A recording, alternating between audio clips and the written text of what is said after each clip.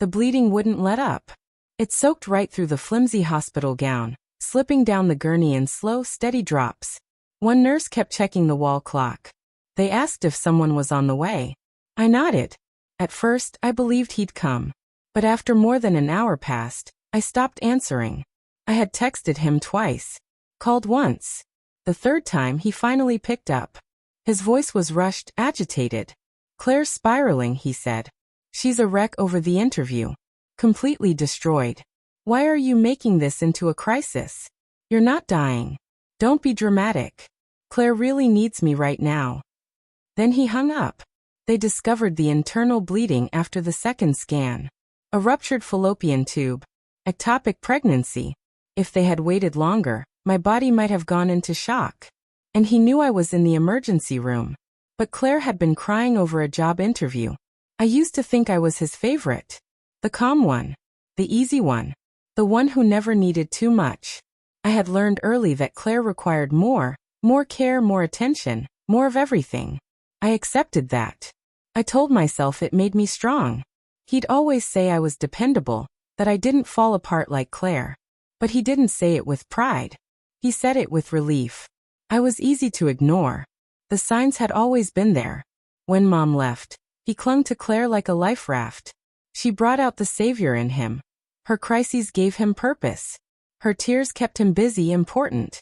Mine though? Mine made him uncomfortable. He admired my strength, he said. But when I bled in silence, he dismissed it as hysteria. I didn't cry after surgery.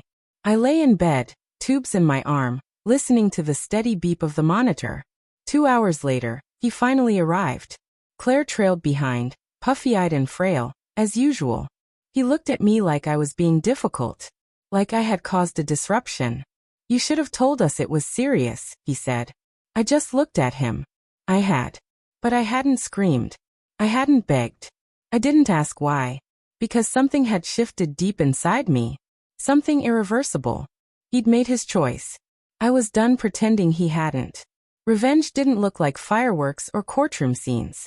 It started with paperwork. Mom had named me executor before she died. She knew better than to trust him to act without emotion. I hadn't understood then. But I did now. The savings, her jewelry, the Vermont property, it was all under a trust. Claire thought she was entitled to half. Dad assumed she'd get more than I would. I rewrote the distribution terms. Claire would get a modest yearly stipend, only if she held a job.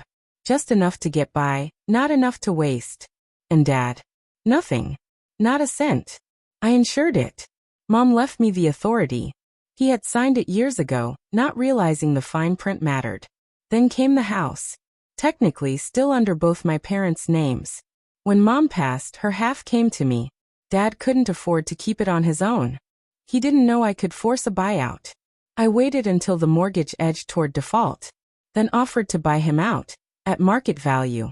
He was outraged. "You wouldn't do that to your own father." I smiled. "I'm not doing anything to you. I'm just protecting what's mine." After that, I disappeared. No calls. No birthdays. No visits. Holidays passed. Claire sent dramatic, emotional emails. Dad wrote one line. "Don't punish us for one bad moment." But it wasn't one moment. It was years. Years of playing second to someone else's breakdowns. Years of being the adult while they clung to one another in dysfunction. Half a year later, I heard he moved into a studio apartment. Sold his car. Claire was living with him again, jobless, anxious.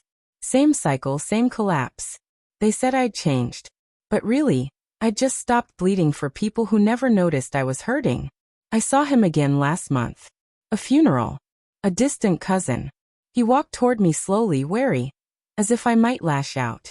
But I didn't need to. His eyes carried the weight of it all. Regret. Real and crushing. "I didn't know it was that serious," he said. I leaned closer. "You didn't want to know. That's worse." He opened his mouth, but I was already walking away. Justice didn't need a gavel. It lived in unanswered calls, canceled allowances, legal signatures. It echoed in missed birthdays, cold emails, empty chairs at holidays. It looked like him slowly realizing what his neglect cost. Realizing I wasn't joking. I wasn't dying that night, but I could have been. And he still chose her tears over my blood. So now, I choose myself.